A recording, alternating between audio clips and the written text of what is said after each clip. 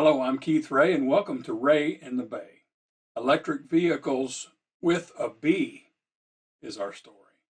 This article topic takes me back in time for sure.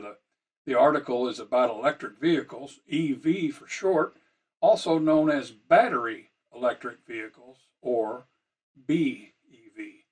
The B in BEV definitely defines an all-electric vehicle versus a hybrid. When I heard the topic, I was immediately transported back in time to an urgent phone call I received in 1980. The caller said, "Come pick me up at the donut shop, bring the service truck, a couple shovels, and Grub." Grub was the detail man at the Datsun dealership I worked for back then.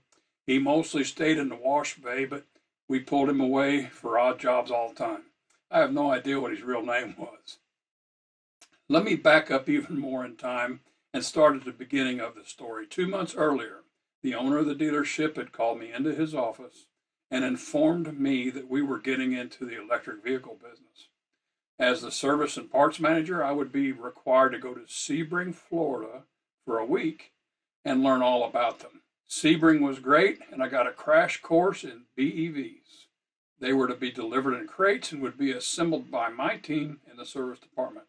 Very similar to the Jeep in a crate of World War II. This company's city car started during the gasoline shortage in 1973. The two-seater BEV, 8 feet long, would top out at 35 miles per hour, traveling 50 miles between charges. It had 8 6-volt lead batteries. It had an aluminum tube frame and ABS plastic body. It only weighed in at 1,000 pounds, and most of that was batteries. We were all extremely excited about this futuristic opportunity. The first 8 crates arrived, and the team went to work on the first one, the pretty blue model. It took about 4 hours for 3 of us to get it assembled and the batteries charging. Not bad for the first one. The next day, my lead tech and I took it for a spin. Then the owner, he drove it around for a few miles. And we assembled more, and then the sales team started driving them around. We were getting some tire kickers, people showing interest, showing up for test drives. Early one morning, a couple days after that first one, I got a phone call. That phone call I told you about came in. "Come pick me up at the donut shop, bring the service truck, a couple shovels, and Grub." I asked why, what happened? But I was just told to get up here fast. So I pulled into the parking lot. And the first thing I saw was Fred, our general manager. The second thing I spotted was a smoldering pile of what I assumed used to be a BEV. We literally shoveled the remains into a Datsun pickup bed. The entire BEV remains only filled up half the bed, so one load is all it took. It melted everything. Fred told us that by the time the fire department got there, it was gone. It was completely gone. So we were officially out of the BEV business, sent the remaining 7 cars back to Sebring. No one knows for sure what happened, but shortly after the fire, a service bulletin came through from the company recommending changing the 3-speed contactor setup. It was on the accelerator pedal. And that controlled motor demand and speed to a solid-state controller. The company ended production a couple of years after that. I certainly do not mean to add to the stigma of BEV fires. In fact, gasoline-powered vehicles are subject to fire as well. I've witnessed plenty in my career. Do you remember the OEM that decided it would be a good idea for the rubber fuel line to reside right over the top of the distributor? You know, many folks might think that BEVs are new technology. Not so. As a matter of fact, how about a little bit of Wray in the Bay trivia time right now? What vehicle set the very first land speed record? In December 18th, hold on to your hats, 1898, a French manufacturer, a BEV, set the world's first automotive land speed record, 39 miles per hour. Gasoline and steam engine just couldn't keep up with it. On April 29th, a year later, 1899, a Belgian nicknamed the Red Devil due to his massive red beard, broke the record in his rocket-shaped BEV, battery electric vehicle, reaching a top speed of 65 miles per hour. So how fast is a modern day Tesla? Those are numbers from years ago. How about a modern day? How about the Model S Plaid with 1,020 horsepower can hit an astounding 60 miles per hour in under 2 seconds, 1.99 seconds. The very fastest BEV is the Aspark Owl, accelerating to 60 miles per hour in 1.6 seconds. Son, if that doesn't have you slam back in the seat and paying attention, I don't know what will. The fact is, horses and mules were retired from carriages in the 1820s through the 30s, and electric motors were added. BEV was experimented with on trains even in those days. The power and maximum miles that they could go just didn't make it practical yet, so the horses and mules came out of retirement for a few more decades. I will say in 1900s, 40% of automobiles were powered by steam, 38% by electricity, and only 22% by fuel, petrol. Electric cars were not as popular in the UK back in those days. However, and I love this part of the story, electric taxis were widely used in London, and they were known as hummingbirds due to its distinctive electric hum and the yellow and black design. I wonder if that was by design. The hum reminds me of the Jetsons' flying saucer. Some of you will get that, some others won't. Unfortunately, the high cost, low top speed, and short range of BEVs led to a worldwide decline and in the use of private motor vehicles. So internal combustion motors would be king for the next 110 years. The 2010s, however, the beginning of the second wave of electric vehicles.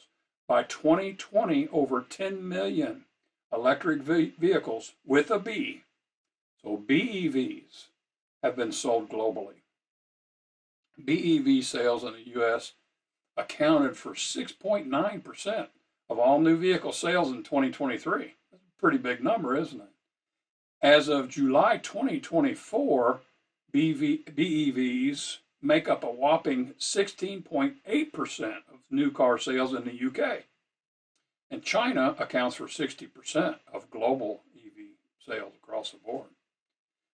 There was a time when I thought, and I've heard it from many of you, many of other mechanics and technicians too over the years, if these things catch on, there's not going to be a lot for us to repair on an electric vehicle. And the need for us technicians would go down. Oh boy, was I mistaken. If you thought that, you were mistaken too. Think about this. All other systems are still needed. So ABS, ADAS, TPMS, airbag, HVAC, on and on. Probably 100 other acronyms and things that are still needed between the bumpers. For example, the ABS coverage on a Tesla, offered on a Snap-on Diagnostic tool with current software. All of these have been tested and diagnosed, and they're the same as a vehicle with an internal combustion engines. So we've still got trouble codes, we've still got data, we've still got functional tests on all these systems, resets, relearns, no different. So the ABS module, for example, brake fluid level, brake pedal switch, electric brake booster, brake actuator, wheel speed sensor.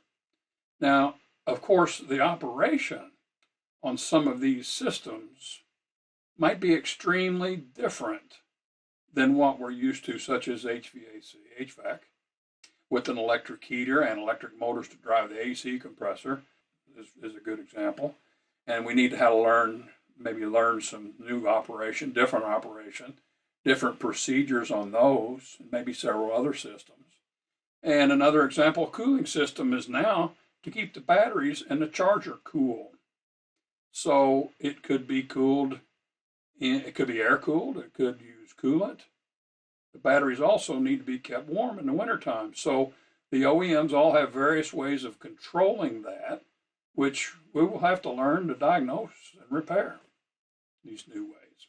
A new system passed into law in Japan, US, and Europe that requires a new acronym. Get this one: AVAS, Acoustic Vehicle Alerting System. What? Yeah, on all BEVs and hybrids. And they require car noises, anything under 12 miles an hour. Now, I get it, safety first, but it does remind me of making those vroom vroom noises when we're playing with the Hot Wheels about 60 years ago. My point is, these BEVs will not mean less systems and components for us to deal with. It'll mean much more for us to learn and diagnose and repair. As BEV technology grows, they will become more and more sophisticated than ever before. Now, I've also heard this, they're going to self-diagnose.